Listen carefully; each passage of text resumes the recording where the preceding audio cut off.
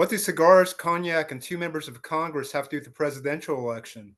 Find out in Fairburn, Georgia, right next to Atlanta, when Wesley Hunt and Byron Donalds of Texas and Florida, respectively, will be hosting the literally titled Congress, Cognac and Cigars, along with Sage Steele, the ESPN commentator who has since moved on to political endeavors.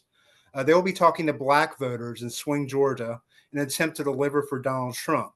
This is something Republicans have wanted to do for a long time. Hunt and Donalds both think that 2024 is a watershed year where that transformation can actually happen. Representative Hunt told me that his hope is that for 25 to 30% of black voters to turn out for Donald Trump, which would be up from 18.7% of black men in 2020. If that happens, Hunt believes that Trump will win the swing states, the polls are saying right now, and of course win the election. Yeah, both of the Congress members, they talked about Biden's history in politics. The 1994 crime bill is something that does not appeal to black voters. That's one of his legacies, brought mass incarceration. More currently, to politicizing of agencies like the Department of Justice against President Trump. That also is something that nettles the congressman. Byron Donalds called it weaponizing. And I think that's a word that many of our viewers would agree with. Will this work to bring out black voters? I mean, that's to be determined, obviously. Because there's been strategies like cycle after cycle, and it's a slow lift because so many black voters are historically loyal to the Democratic Party, specifically black women.